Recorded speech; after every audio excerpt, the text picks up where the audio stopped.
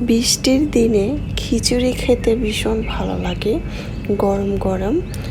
আমার তো পাতলা খিচুড়ি ভীষণ ভালো লাগে যদি থাকে গরুর মাংসর ঝোল।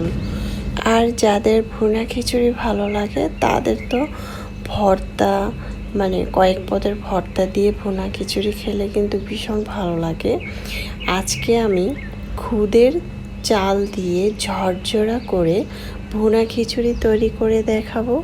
ভীষণ মজার হয়েছিল, একদম ঝরঝরা হবে। এটা অনেক সময় নরম হয়ে গেলে খেতে কিন্তু ভালো লাগে না। আসসালামু আলাইকুম, আজকের রেসিপিতে স্বাগতম জানাচ্ছি। আজকে আমি ভুনা খিচুড়ির রেসিপি নিয়ে চলে আসলাম খুদের চাল দিয়ে। এই তো প্রথমে চুলায় একটি প্যান বসিয়ে এখানে আধা কাপ তেল দিয়েছি, পেঁয়াজ কুচি দিয়েছি আধা কাপ, 7-8টার মতো কাঁচামরিচ আর দিয়েছি 2টি তেজপাতা ছিঁড়ে। এখানে আমি আদা আর রসুন দিয়ে দিব 1 টেবিল চামচ করে। আদা রসুনের গন্ধটা যাতে না আসে একটু নেড়ে চেড়ে ভেজে নেব। তারপরে স্বাদ মতো লবণ দিয়ে দিব। তারপরে এখানে দিয়ে দিচ্ছি হলুদের গুঁড়া 1 টেবিল চামচ। তারপরে আমি দিয়ে দিচ্ছি ধনিয়ার গুঁড়া 1 টেবিল চামচ, জিরার গুঁড়া 1 টেবিল চামচ, মরিচের গুঁড়া চামচটা ভর্তি করে 1 টেবিল চামচ। অনেক সময় খিচুড়ি, ভুনা খিচুড়ি, বউয়া বলেন, ভুনা খিচুড়ি বলেন, একটু ঝাল ঝাল না হলে কিন্তু খেতে ভালো লাগে না। তারপর আমি এখানে দিয়ে দিলাম গরম মশলার গুঁড়া 1/2 টেবিল চামচ। একটু পরিমাণ পানি দিয়ে মশলাটাকে আমি খুব সুন্দর করে কষিয়ে নিব। মশলা যত কষাবেন খেতে কিন্তু তত ভালো লাগবে। যখন উপর থেকে তেল ভেসে উঠবে তখন আমি এখানে দিয়ে দিব ডাল। এখানে আমি ডাল নিয়েছি 2 রকম, যেমন মুগুর ডাল নিয়েছি 1 কাপ, মুসুরি ডাল নিয়েছি 1 কাপ। এটা আমি আগে থেকে ভিজিয়ে ধুয়ে নিয়েছি, সেটা দিয়ে দিলাম। তারপর আমি এখানে নিয়ে নিলাম খুদের চালটা আমি ভালোভাবে ধুয়ে পরিষ্কার করে নিয়েছি। তারপরে এটাকে ভিজিয়ে ভালোভাবে কচড়িয়ে ধুয়ে আমি একটি চালনি ছেঁকে রেখেছিলাম। খুব সুন্দরভাবে একটু হালকা 5 মিনিটের মতো চালটা ভিজিয়ে রাখলে কিন্তু চালটা, মানে খুদের যে চালটা সেটা কিন্তু একদম ঝরঝরা হবে। সাথে দিয়েছি 2টি আলু কুচি করে, তাহলে খেতে ভালো লাগবে। এখন আমি খুব সুন্দরভাবে এটাকে নেড়ে দিচ্ছি।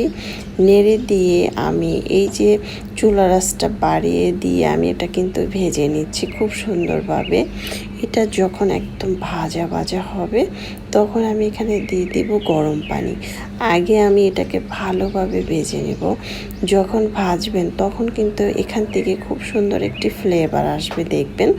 তখনই ভাববেন যে এটা ভাজা হয়ে গিয়েছে। আর এটা দেখবেন একটু নিচে থেকে ফুটতে শুরু করবে, তখন ভাববেন যে এটা আমার ভাজা হয়ে গিয়েছে খুব সুন্দরভাবে।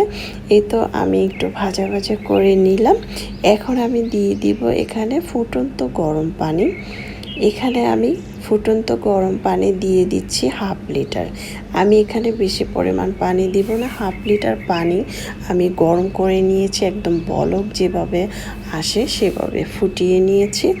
এখন এটা দিয়ে আমি ভালোভাবে এখন নেড়ে চেড়ে চারপাশ থেকে ছড়িয়ে নিব, পানির সাথে মিক্স করে নিব। অনেক সময় দেখবেন বেশি পানি দিলে কিন্তু এটা নরম হয়ে যেতে পারে, তাই পরিমাণ মতো জিনিস দিলে কিন্তু খাবারটা কিন্তু সঠিক হয়। আর সঠিকভাবে পানি, সঠিকভাবে যদি মশলা সঠিকভাবে রান্না করি তাহলে খেতে কিন্তু ভীষণ মজার হয়। এখন আমার নেড়ে চেড়ে দেওয়া হয়ে গিয়েছে।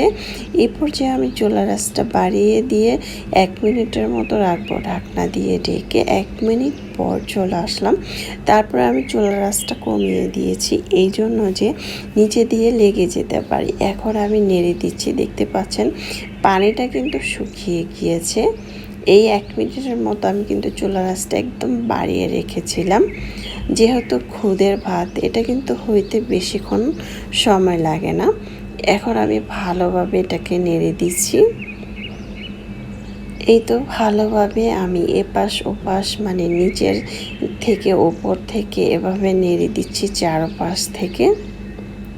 এখন নেড়ে চেড়ে দিয়ে আমি এভাবে চারপাশ থেকে এভাবে করে আমি একটু সাইড করে এভাবে করে রেখে দেব দমে। চুলার আঁচটা একদম মিডিয়াম সাইজ করে, লো করে ঢাকনা দিয়ে ঢেকে আমি রেখে দিব। এটা আমি 5 মিনিটের মতো, 5 থেকে 10 মিনিটের মতো রেখে দিয়েছিলাম।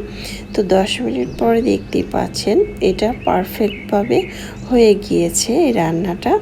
এটা খেতে ভীষণ মজার। এটা চাইলে কিন্তু আমরা যে কোনো ভর্তা দিয়ে এটা খেতে পারি। এটা খেতে অনেক মজার হয়েছে। আশা করছি আমার আজকের রেসিপিটি আপনাদের ভীষণ ভালো লেগেছে।